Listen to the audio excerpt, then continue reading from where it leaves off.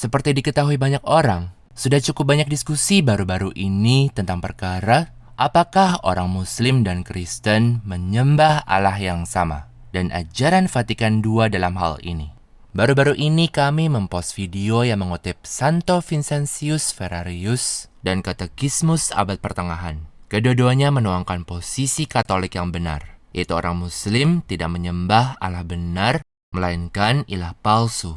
Masih ada banyak lagi kutipan dan poin lain yang kalau Allah berkenan hendak kami bagikan soal topik ini. Namun, video ini akan berfokus pada ajaran Paus Pius II dan akan menyajikan bacaan sangat penting yang belum pernah dikutip oleh siapapun pada perkara ini.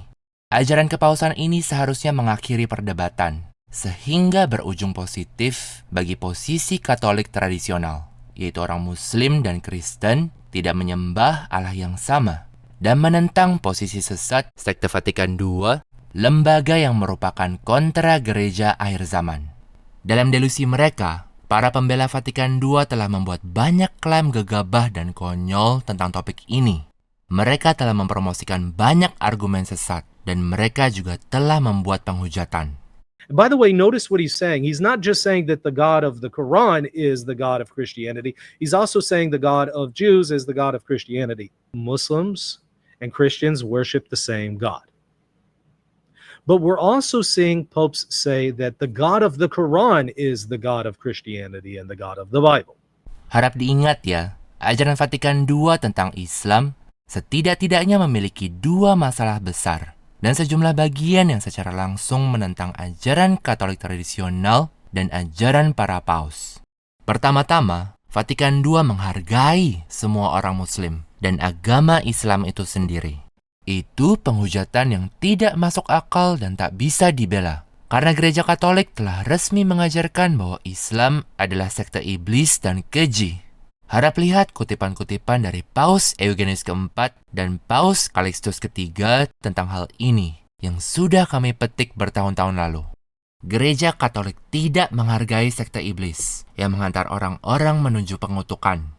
Bahkan, para anti-Paus Vatikan II seperti anti-Paus Benediktus ke-16 memahami ajaran Vatikan II tentang Islam persis dengan makna bahwa Vatikan II menghargai agama Islam itu sendiri.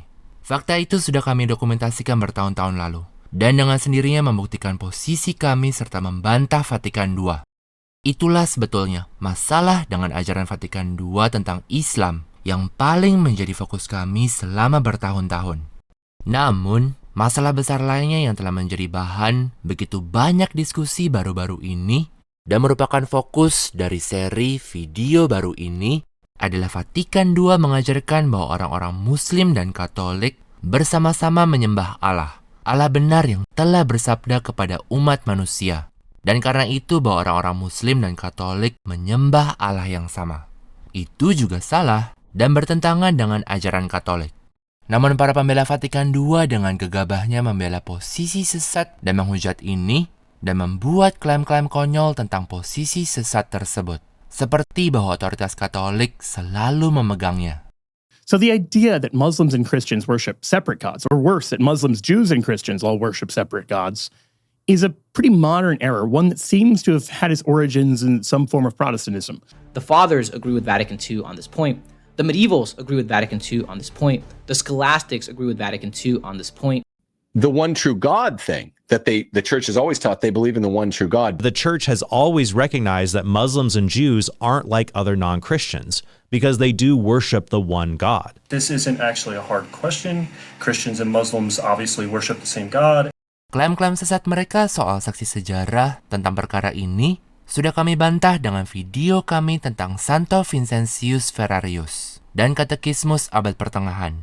Namun, masih ada begitu banyak lagi yang bisa dibahas. Mari kita sekarang melihat ajaran Paus Pius II. Tanggal 13 Oktober 1458, Paus Pius II menerbitkan sepucuk surat bula bernama Vocavit Nos. Surat bula itu bertujuan menggalang para pemimpin Eropa melakukan perang salib melawan Muslim dan mengadakan Kongres Mantua. Pada surat bula itu, Paus Pius II meratapi kemajuan mengkhawatirkan yang telah dibuat oleh pasukan Islam. dan bagaimana mereka telah mengambil alih begitu banyak tempat yang sebelumnya adalah gereja dan wilayah orang Kristen. Dalam konteks itu, Sri Paus berkata demikian, dan teks Latinnya ada di sini. Tanda kutip, gereja-gereja tercantik yang dahulunya memanjatkan permohonan kepada Tuhan kita Yesus Kristus dan menyanyikan mazmur siang dan malam kepadanya, sekarang memanggil nama Mahomet yang ngeri dan keji.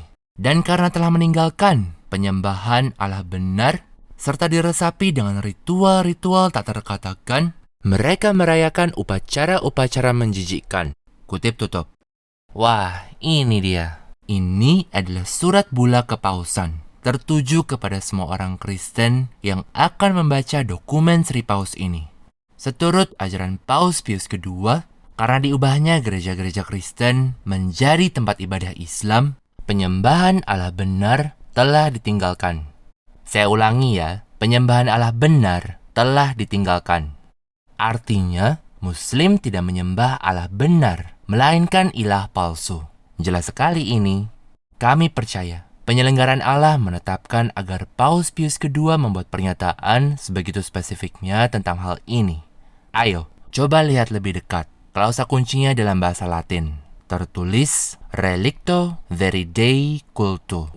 Itu adalah klausa absolut ablatif. Pada klausa ini ada kata benda dalam kasus ablatif. Dalam contoh ini, kultu, yang berarti penyembahan, dan partisip dalam kasus ablatif, dalam contoh ini, relicto.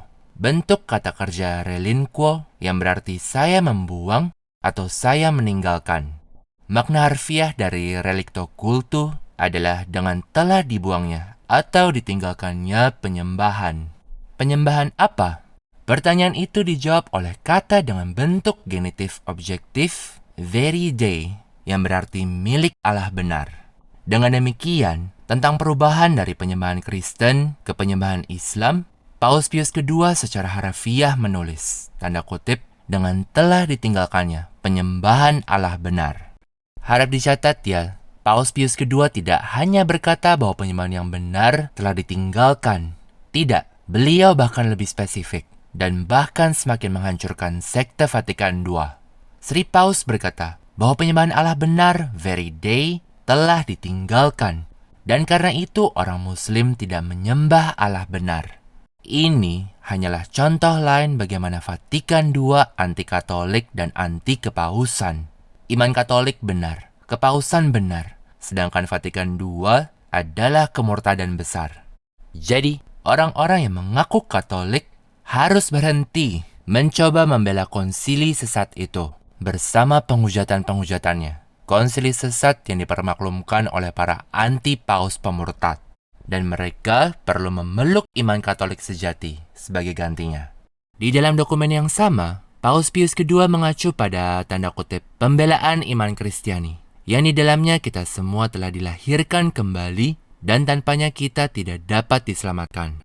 Itu adalah pernyataan lain dari magisterium, bahwa tidak ada orang yang bisa selamat tanpa iman Kristiani. Suatu kebenaran dogmatis gereja yang disangkal oleh sekte Vatikan II dan para pembelanya. Pada tahun 1461, Paus yang sama, Paus Pius II, menulis sepucuk surat panjang kepada seorang penguasa Muslim bernama Mahomet.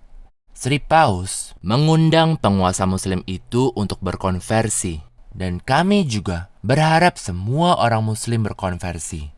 Di dalam surat itu, Sri Paus menjelaskan banyak masalah yang ada dalam Islam dan mencela banyak absurditas serta ajaran sesat di dalamnya. Antara lain, Sri Paus menyatakan, tanda kutip, seluruh hukumnya, yaitu hukum Muhammad, bersifat artifisial dan menipu. Kutip tutup. Sri Paus juga berkata, tanda kutip, tetapi hukum Muhammad tidak mempertobatkan orang kepada Allah, namun memalingkan orang darinya. Sri Paus juga berkata, tanda kutip, tak pahamkah engkau penipuannya? Atau tidakkah kau lihat bahwa pemberi hukummu yaitu Muhammad dan roh-roh jahat berbagi satu argumen, satu persekongkolan, satu penipuan, dan bahwa iblis dengki kepada Kristus, dan bahwa dia mengalihkan kemuliaan dan keagungan yang patut didapatkannya. Kutip tutup. Paus Pius kedua berkata bahwa hukum Muhammad dan roh-roh jahat tergolong penipuan tunggal dari iblis. Apakah itu terdengar seperti Gereja Katolik menghargai Islam, seperti yang diajarkan Vatikan II? Tidak. Dalam suratnya kepada penguasa Muslim, Paus Pius kedua berulang kali mengajarkan bahwa tidak ada orang yang dapat diselamatkan dalam Islam. Ini merupakan ajaran dogmatis Gereja Katolik. Sri Paus menulis, tanda kutip, "Pahamilah di kaki mana hukummu tertatih-tatih, dan berapa banyak kesalahan tumpah ruah yang ada dalam hukummu, dan seberapa jauh hukummu itu bergeser dari kebenaran, dan bahwa tidak ada keselamatan di dalamnya." Kutip tutup.